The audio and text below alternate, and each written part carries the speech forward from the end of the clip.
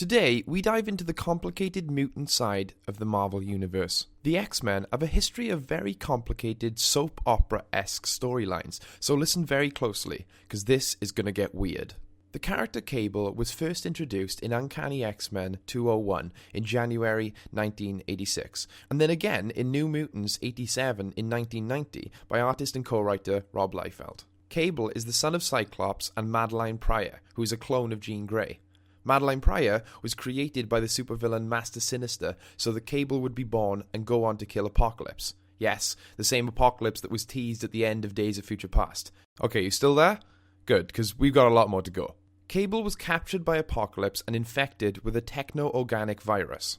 The clan Askani offered to save young Cable by sending him 2,000 years into the future, where Mother Askani, actually his time-displaced half-sister Rachel Summers, had him cloned in case the virus could not be cured. His clone was captured by Apocalypse and was named Strife. At this point, you might want to pause and process all that information because we're only a minute into the video. Cable has a vast psychic power rivaling that of Professor Xavier. He has always had a strong idea of what is right for the X-Men, leading him to come into conflict with some of its members. He turned his spaceship, the Grey Malkin, into a floating island named Providence, where he ruled. This is where he grew a lasting friendship with the mercenary Deadpool, usually playing the straight man to Deadpool's wisecracks.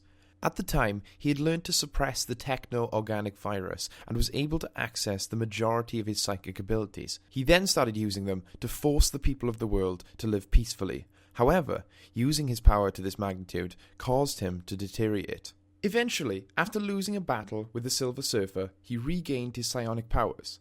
At this time, the Scarlet Witch had used her chaos magic to proclaim no more mutants, and the mutant population decreased. Hope was the first mutant baby to be born after this, and everyone was after her. Cable knew that she could be the savior of the mutant race, and did what he does best. He took her into the far future. Cable, the badass mutant soldier, became Cable, the nanny. Bishop, another time-traveling mutant, chased Cable as he believed that Hope would be the death of the mutant race. After defeating Bishop, Cable and Hope were separated, and Hope ended up back in the present day. Cable had a vision, seeing Hope die in the hands of the Avengers.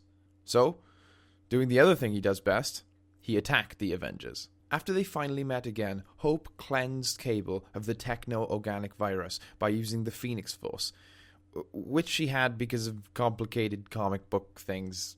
It doesn't matter. Cable then went on to create the new X-Force team, where they eliminate disasters based on visions that Cable has. Cable's character always believes he knows what is right for the world, and is in a constant battle to make sure the future is perfect. Now, however, Cable is part of another X-Force team, where he is trying to protect Hope, who has been infected with the very same techno-organic virus.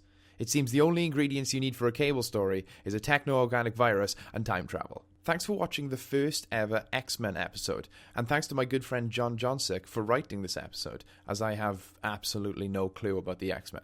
If you did enjoy this episode, you can show your appreciation by going to Primal Paper Comics and buying his superhero comic, called The Monogamous Adventures of Edward and Pepper. Comment below other X-Men episodes you'd like to see in the future. As always, I've been Cameron Morris, and this was Comic Talk.